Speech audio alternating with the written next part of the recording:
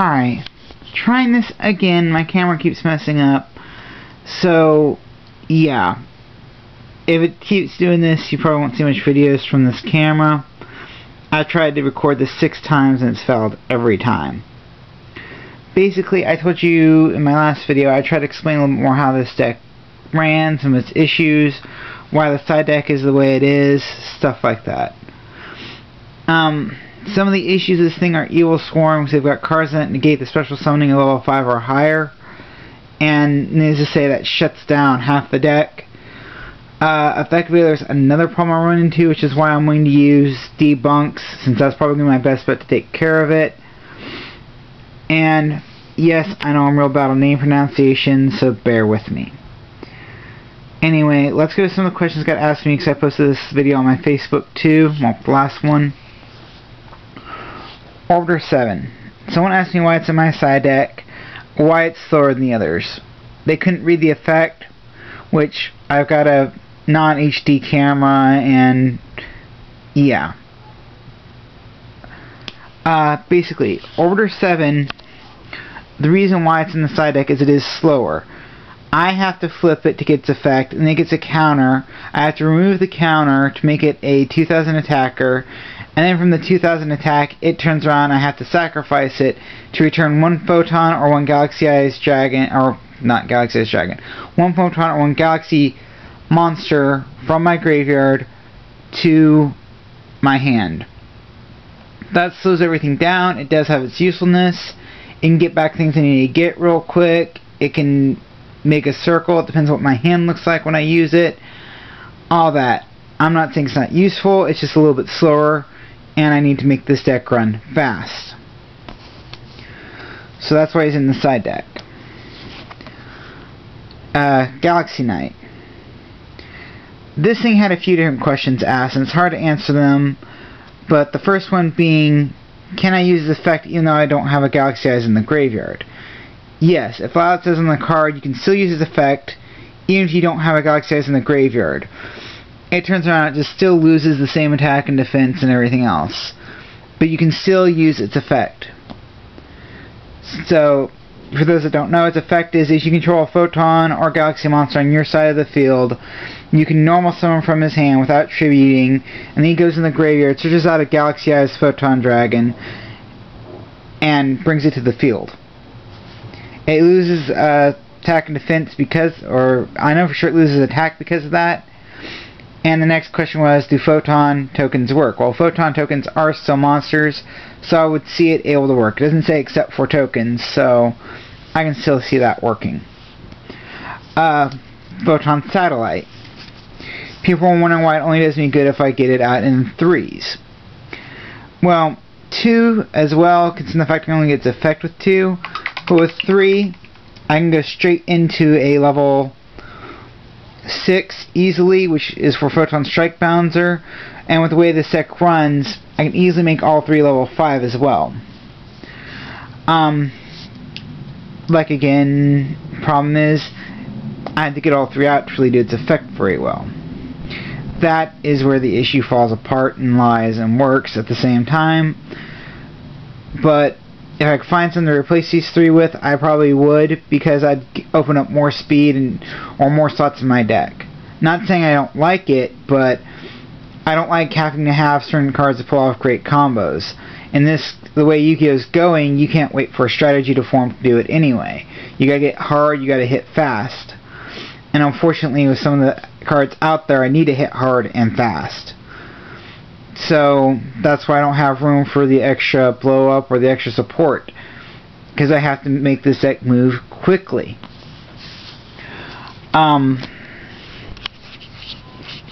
So now I've got the questions out of the way, time to focus on some other stuff. Like, alright, Evil Swarm will take those out for that reason. It negates the main monster from being summoned out with special summoning, which slows the deck down. On top of that, it just means that I can't bring it back from the remove from play without them hitting it with that effect either. So it completely negates his effect. Which his effect is anti XYZ in the first place, just it's not a matter of speed. Can I get him off before they get their Evil Swarm off? Can I get them before they get their boss monsters out? And that's why this deck is focusing a lot more on speed. If I can get out my stuff before they get theirs out, I can get a stable field and a stable counter going. I do have to sacrifice some more destruction and some more reborn for that, but sometimes speed and power is not a bad thing. Like I said, I run into problems with Effect Veiler.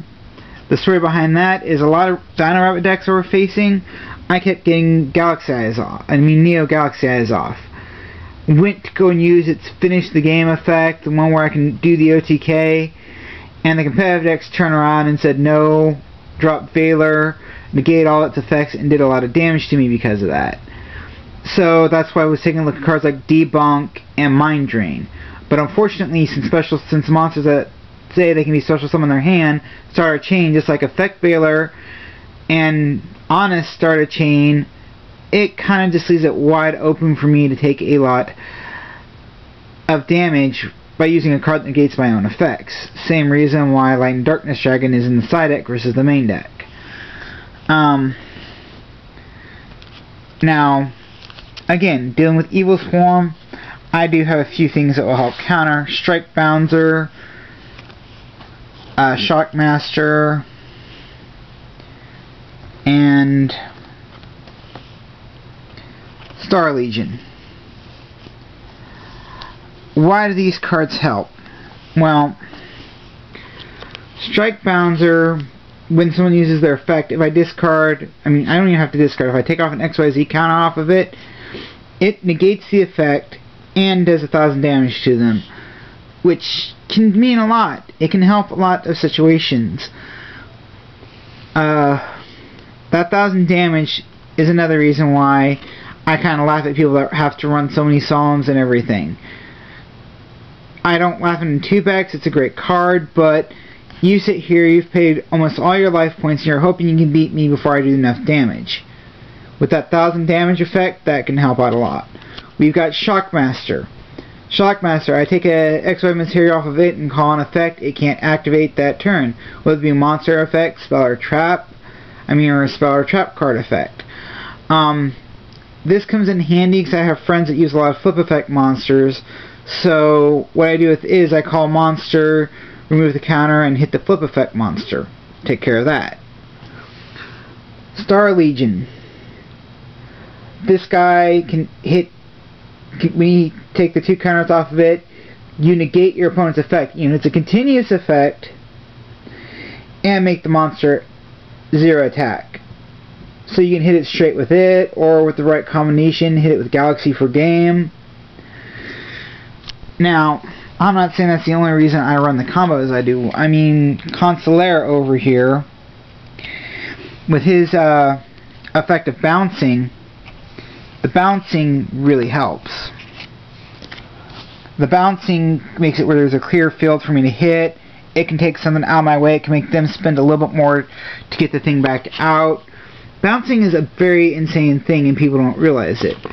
I do, but that's because my brother used to run a very nasty Penguin deck that bounced everything back to the hand or the deck, and he just completely took out a lot of strategies because of that.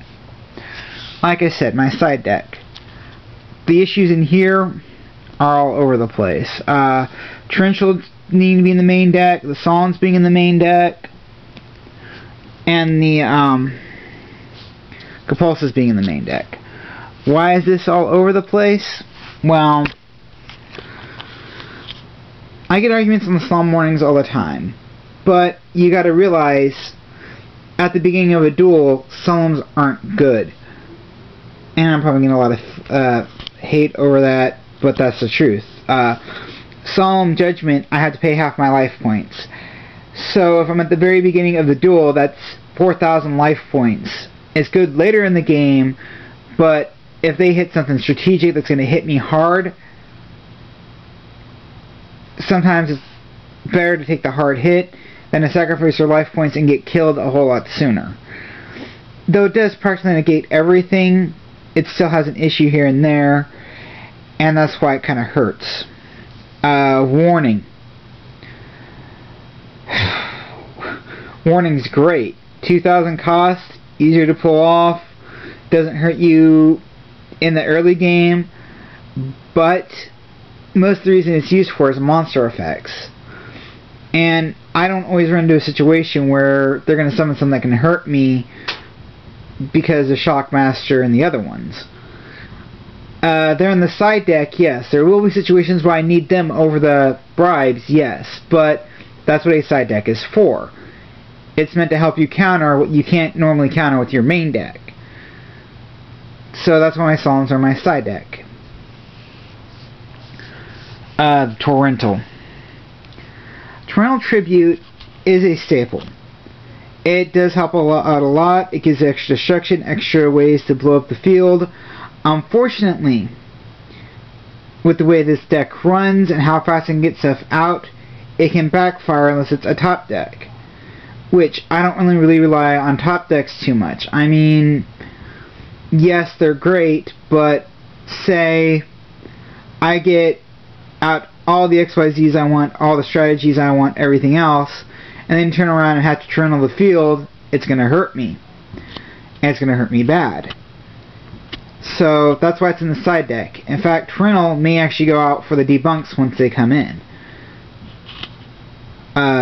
Pulse. Like I said, bouncing stuff back is a good thing.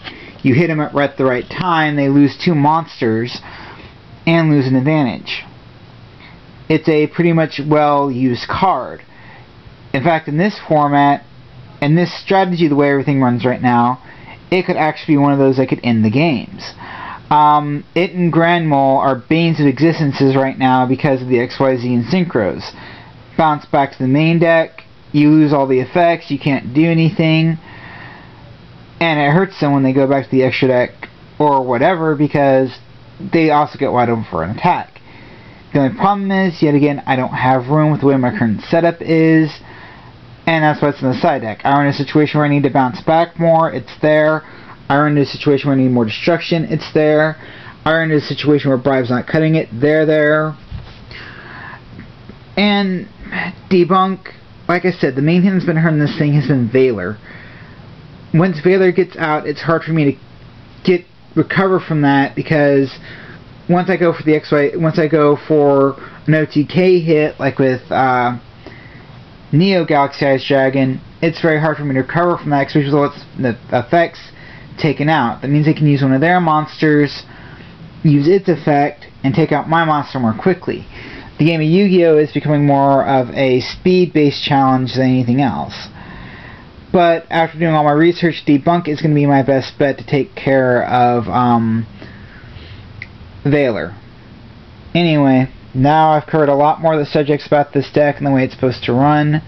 It's basically more speed-based, that's why I don't have a lot more destruction. And I hope this help answers a lot of questions, and now you got a little bit more in-depth of this deck. And as a reason for running at the end here, since I've got another 2 minutes to explain it, the reasons why I chose Photons for the new format, they're kind of anti-meta to certain extents. And my favorite monster from this beginning of this game has been the Blue Eyes White Dragon, and basically, let me get a more clear picture. Tell me that's not Blue Eyes. Tell me that's not a Blue Eyes White Dragon with assault armor on it. Anyway, that's my thing. I'm running it because it reminds me of my Blue Eyes deck, and I'm hoping to make it work well enough it can live up to the legend of the Blue Eyes deck did. Alright, we'll try to get more stuff later, and I'm going to call this one done.